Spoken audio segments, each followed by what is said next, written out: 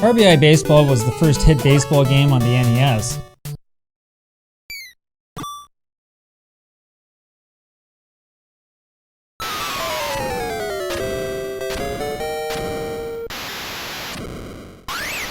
When it was released back in summer 1988, it was far and away the most advanced baseball video game available. And it was a very good port of the Versus RBI Baseball arcade game, which was popular despite being somewhat obscure.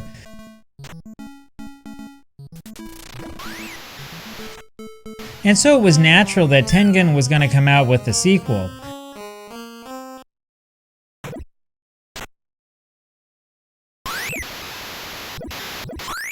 In fact, Tengen came out with 2 sequels, though you would have a hard time telling them apart.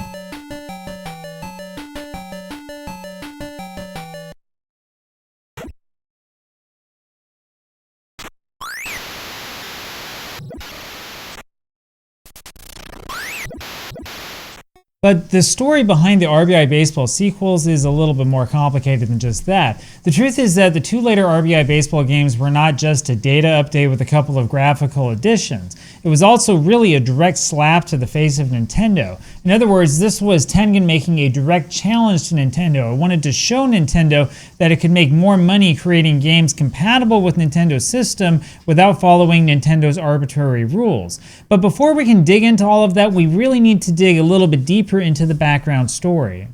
As you already know, the Atari 2600 is generally considered the grandfather of video game systems. Atari was popular and it increased its market presence substantially with commercials like this one featuring Billy Martin. But the Atari 2600 was a pretty underpowered machine and wound up hosting tons of poorly produced and uninspired games. In fact, some of these games were absolutely notorious for being nothing but blatant copies of other existing games.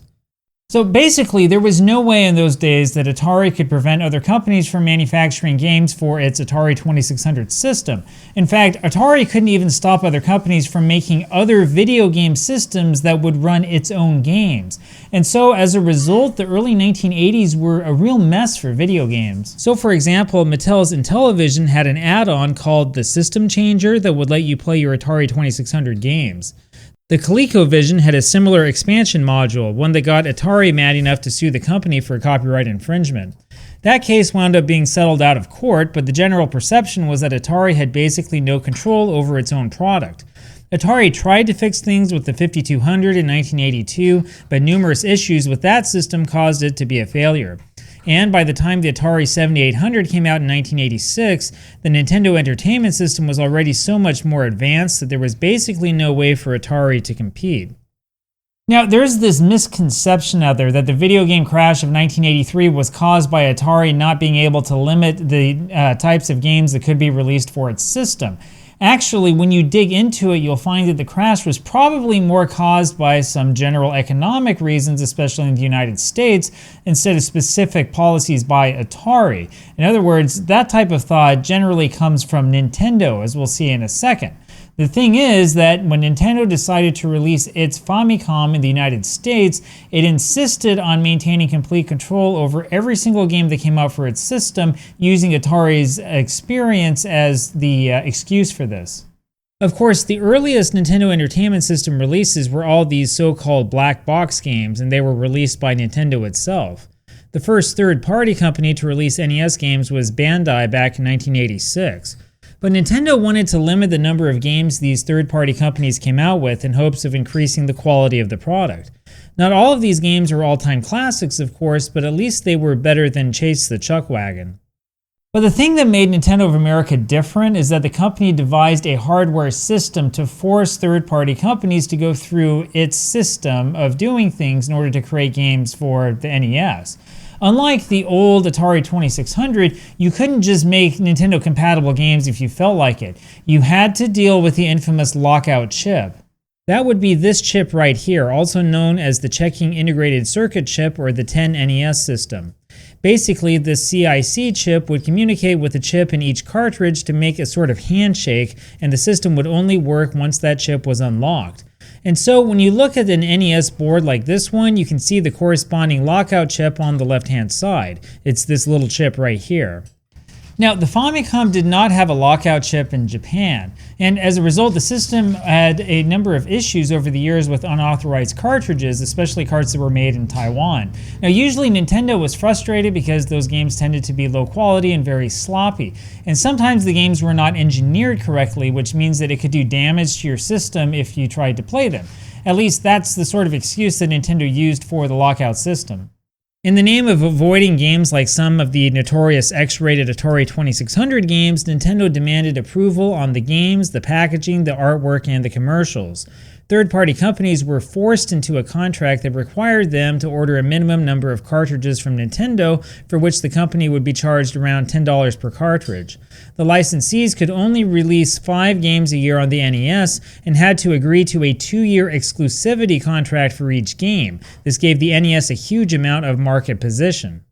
And this becomes obvious when you spend some time playing games made for systems like the Sega Master System. Now, the Master System was not a bad system, and it could compete with the NES in terms of hardware, but the library of games available for the Master System was small, and it was made even smaller because Sega was working with Tonka to get games released in the US, and Tonka refused to allow Sega to import and convert most Japanese games. And when it comes to video game systems, it turns out that your software is the most important part. If you don't have a good selection of quality games, it doesn't really matter how good your hardware is. However, there was a way to get around Nintendo's policies. A Japanese company called Konami had a number of early NES hits, including some games that you've likely heard of. Though certain internet celebrities will complain about it today, Top Gun was actually a major hit for Konami back in late 1987, selling over 2 million copies. And this Konami classic, also released in 1987, needs no introduction.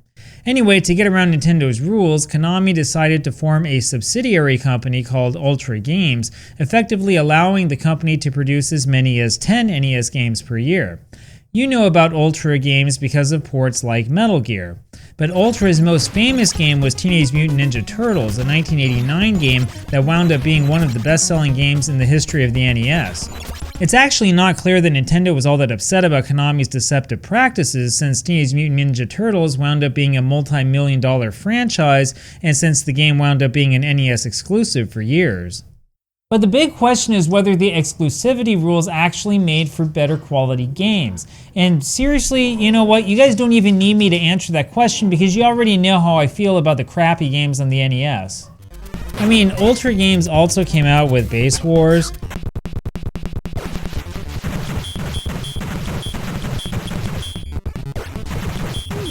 Okay, I know that this is unpopular, but to be honest, Base Wars is a really crappy baseball game.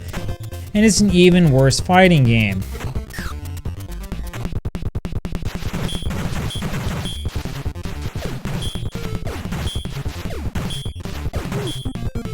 But it's nowhere near as bad as total garbage like NFL by LJN. If you played this abomination for only 5 minutes, you'll wonder if the seal of quality ever meant anything.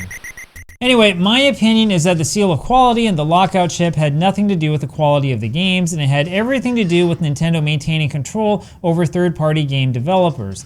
Nintendo needed those developers to make games that everybody wanted to play. It could only get so far with the Mario and Zelda games.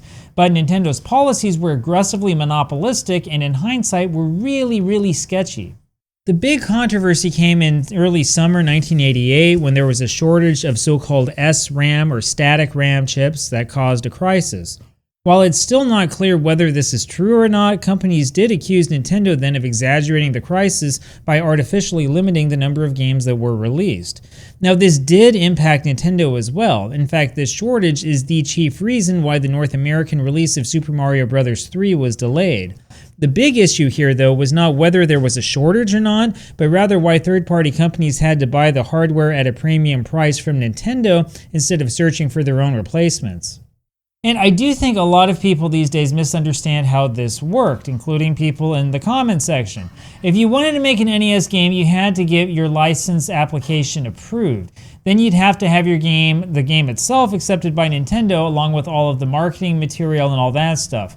Once that was accepted, then you had to put an order in with Nintendo for a certain number of cards, and you're paying something like 10 to 15 bucks per cartridge with a minimum order of 10,000. And you also had to enter into a 2-year exclusive contract for each game on top of all of that. I mean, this was a monopoly.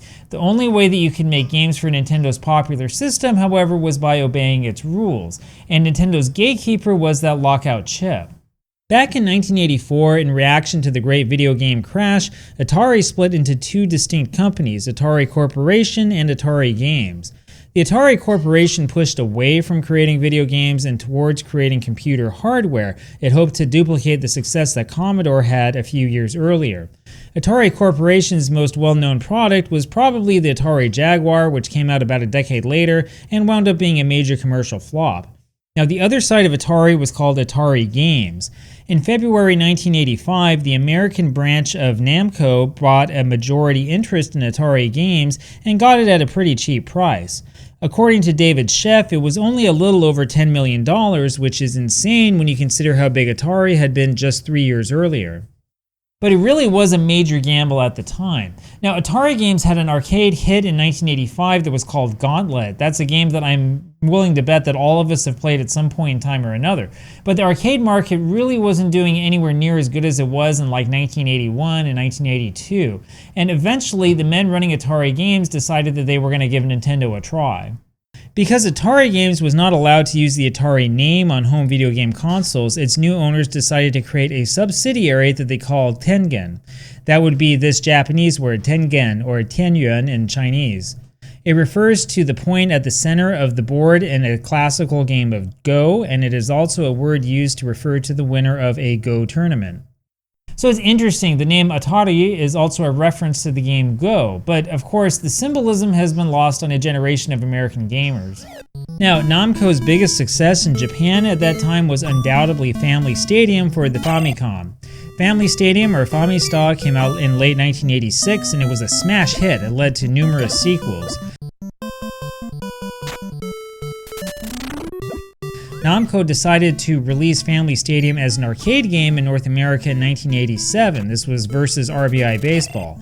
This is the version with the all-time great players. Other than the loaded rosters, however, this version is basically the same as the NES game.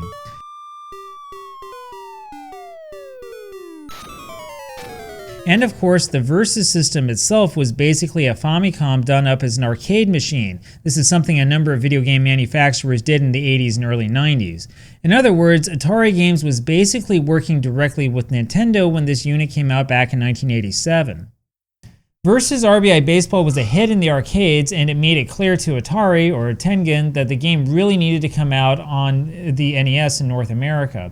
And so Atari signed a licensing agreement with Nintendo, planning to release 3 games in 1988. Unsurprisingly, Tengen's first 3 games were established arcade hits, starting with Gauntlet. And there was Pac-Man, a game that seemed old by this time but was still a well-known brand. And last but not least, there was RBI Baseball. Tengen's new NES games were the highlight of the Consumer Electronics Show that summer, as well as a mysterious game named Tetris that wound up being even more controversial. And we'll talk about Tengen Tetris in a second. Now, the thing that you need to know about RBI Baseball is that it was far and away the best baseball game on the NES when it came out in 1988. And everybody knew it as well. After all, it was the best and the most popular baseball game on the Famicom at that time too. Don't get me wrong, The First Bases Loaded is an amazing game.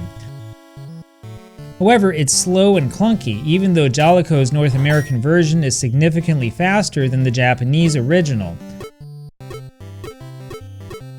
By 1988, Nintendo's old black box baseball game was old. And LJN's Major League Baseball was a poorly designed clone of Famista that just happened to come out in North America a few weeks earlier. RBI Baseball was far and away the best of the bunch and is still remembered by a lot of people who are my age as one of the most fun NES games. So I'll be honest with you, after playing a ton of NES baseball games, I do not think that RBI Baseball or Famista really even come close to cracking my personal top 5 list. There are games that are simply better than that series. But consumers just loved RBI Baseball, and the controversy that followed made things even more interesting. Tengen was extremely frustrated in 1988 when Nintendo sharply cut the number of cartridges it was granted. As a result, the price for games like RBI Baseball was a tad higher than the competition, such as in this November 1988 ad from a newspaper in North Carolina.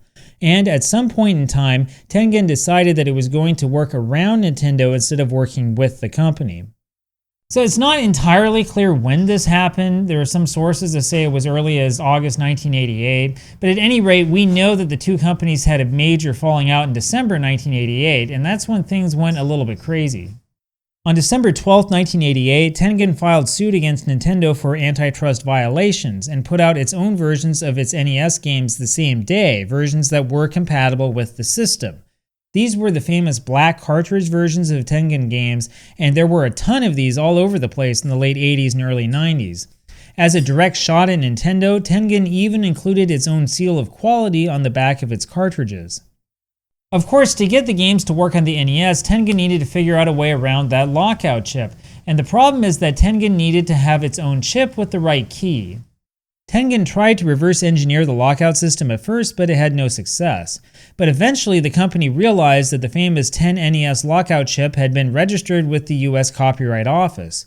And there was a loophole. Tengen could file an affidavit indicating that the copywritten code was the subject of litigation in order to receive a copy for legal review. And so Tengen walked right in, got a copy of the code, and was able to engineer its own key chips. So in the end, Tengen paid for this in court, but by that time the company had already made millions of dollars off of its own library of unofficial NES games. And of course, being free of Nintendo's arbitrary restrictions meant that Tengen can make as many NES games as it wanted to without worrying about any restrictions at all.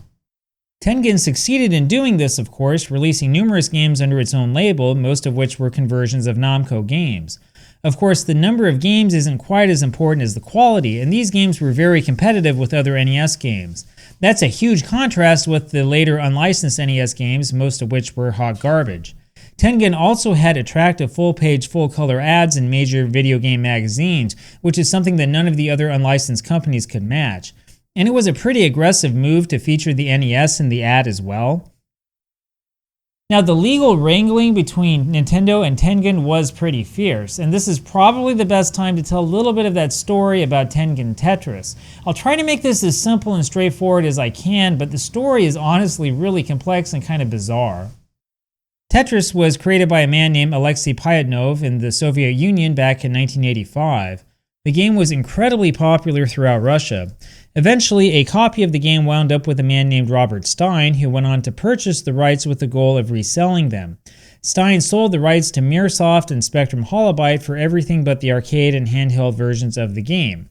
Anyway, the version most of us wound up playing in the West first was the Spectrum Holobyte version for various personal computer systems. Now, the odd thing is that Robert Stein apparently hadn't actually succeeded in buying the license to the game. In other words, those early computer versions in North America and Europe were technically not officially licensed. Anyway, Atari Games stepped in anyway and bought the license to the arcade version from Mirsoft. That would be this version, probably the best of the various video game versions of Tetris in the 1980s. Atari's arcade version is fantastic. It builds up in difficulty as you go along. It feels just like one of those old school arcade games.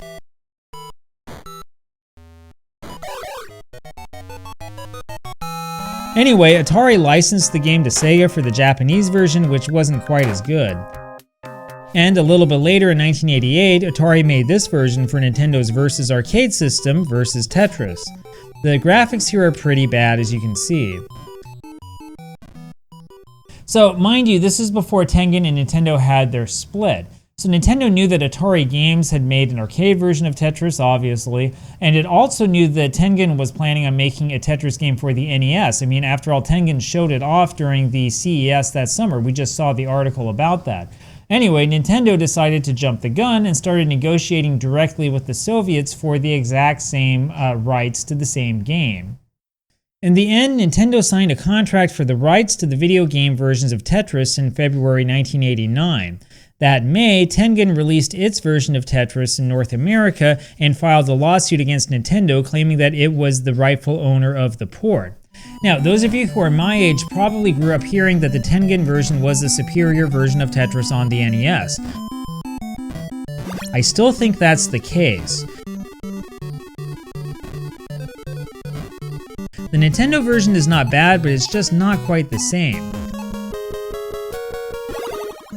But it's the Game Boy version that was the most famous and was the biggest moneymaker for Nintendo. The whole thing was a major mess, and it wound up setting Tengen back quite a bit. Tengen wound up losing the lawsuit, and it had to pull its Tetris game off the market. That was in June 1989 when a legal injunction came against Tengen, and so Tengen Tetris became a rare collector's item, and it's still pretty rare to this day. It's not quite as rare as we thought it was back in those days, but it still is not all that easy to find. So the reason why I went on this tangent is because it helps explain why Tengen waited so long to release its sequel to RBI Baseball. So over in Japan, what Namco did with Famista is it came out with new games every single year. It's pretty clear that Namco wanted RBI Baseball to work the same way in the United States, but its first sequel didn't come out until 1990, and even then that game was heavily delayed. So in Japan, Famista came out first in December 1986. Famista 87 came out in late 1987.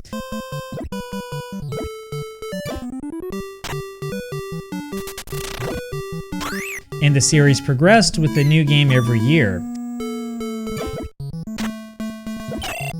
Each game offered slightly different gameplay, though the fundamentals didn't really change much.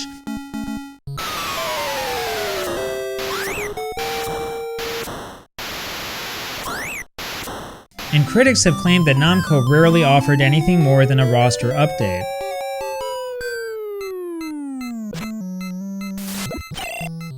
Of course, the thing is that Famista was a really popular game. If Namco had done a lot of fiddling around with the game, that might have ruined the formula. Just look at the Japanese versions of Bases Loaded as an example. There are a lot of people who think that the first one offered the best play control and the best baseball feel. Anyway, Tengen's problem was that it had to expend so much time and energy fighting these court battles.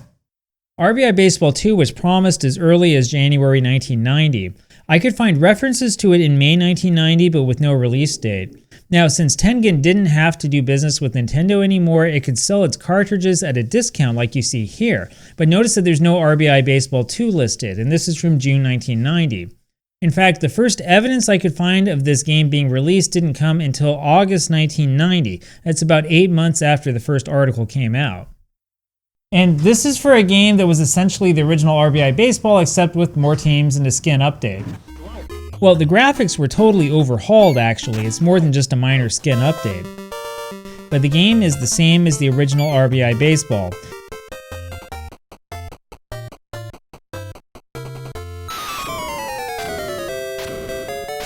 In fact, a lot of the tricks that work in the first game also work in the sequels.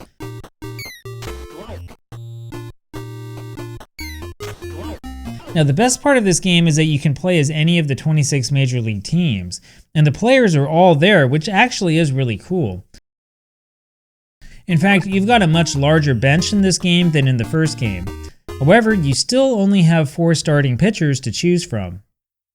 So this was actually a major development for the series. One of the challenges of Famista is figuring out how to balance your pitching staff since you've only got 4 pitchers.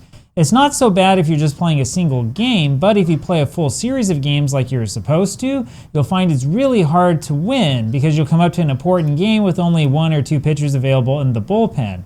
Both of RBI 2 and RBI 3 end up fixing this issue. Anyway, RBI Baseball 2 is a real classic.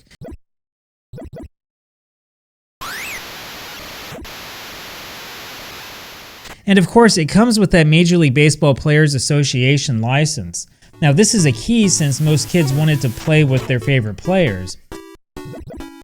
In fact, that license was so important that it was displayed prominently on the top of the cartridge.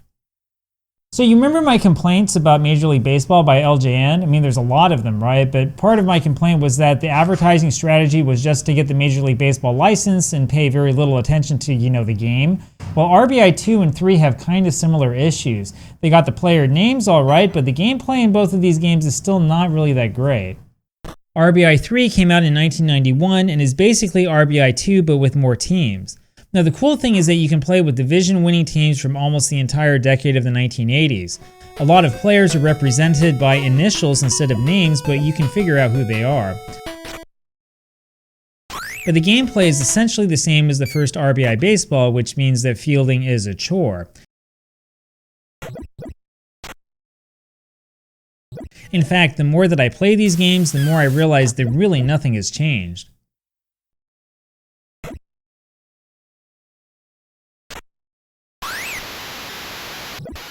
And that really was Tengen's biggest mistake. If you compare them to the best of the NES baseball games, you'll see what I mean.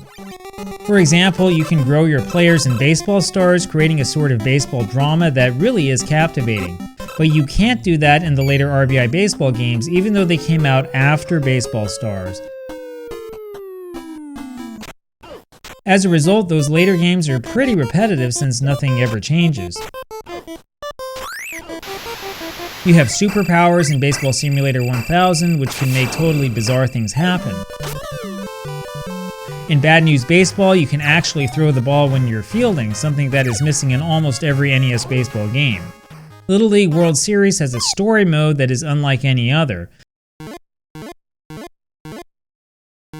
And Dusty Diamond's All-Star Softball has some of the most memorable gameplay out there of any sports video game ever.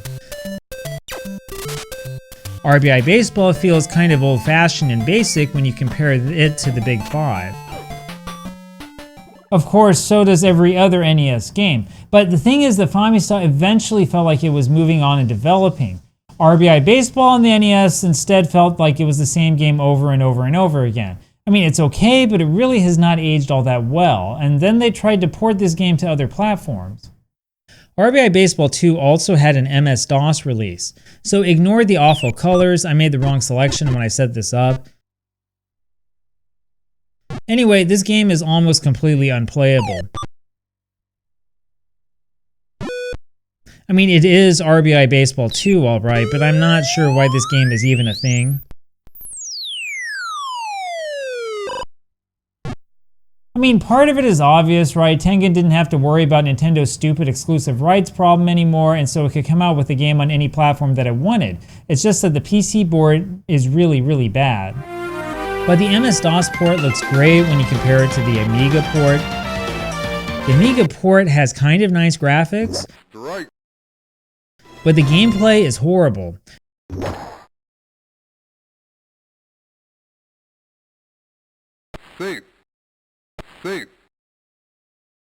The frame rate here is unacceptable.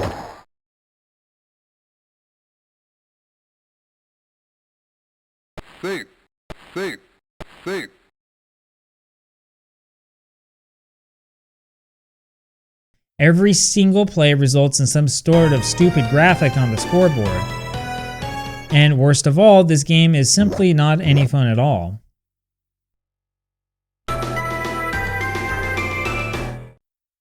So I'll have to chalk that one up as like an experiment. Anyway, Tengen could see the writing on the wall by 1991. Its lawsuit against Nintendo wasn't going well, and it had all sorts of losses because of the Tetris disaster.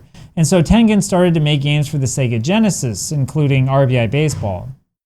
RBI 3 on the Genesis offers the same selection of old division winners that it offers on the NES, which is really cool. The gameplay is different, however. I feel like I'm not actually making contact with the ball when I hit it. It's kind of strange. The underlying game engine is completely different, and I'm not convinced that it's an improvement. Worst of all, this version feels a lot slower.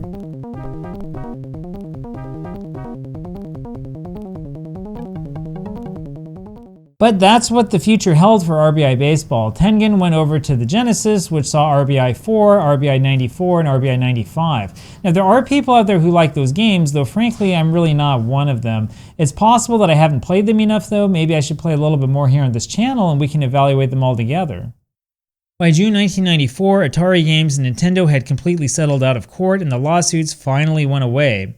It seems that Tengen was ultimately unsuccessful, and Tengen's former game franchises were soon published under the name Time Warner Interactive. This is the company that now controlled Atari Games. And so if you look closely at the box for the 1995 Super Nintendo game Super RBI Baseball, you will notice that it was published by Time Warner Interactive, not by Atari Games or Tengen. RBI Baseball 95 for the Sega 32X was the last game in the series to be released by Time Warner Interactive. And eventually, Time Warner Interactive was acquired by Midway, which resulted in games like the arcade version of Wayne Gretzky's 3D Hockey. If you look closely, you'll realize that this game was published under that old Atari Games name. And that brings just about all of my channels together in one video. Anyway, that's the story behind the RBI Baseball games for the NES. Personally, I still think the first game is the best in the series.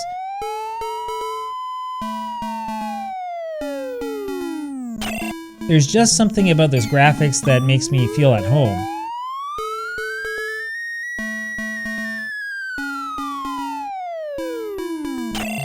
But the truth is that the gameplay is the same in all three of these games.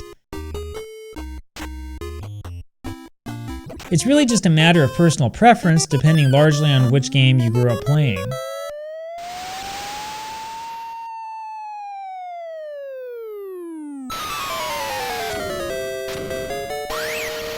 And I don't think for a second that any of these are even close to the best baseball games on the platform, but they're not bad. I would say that they're probably above average.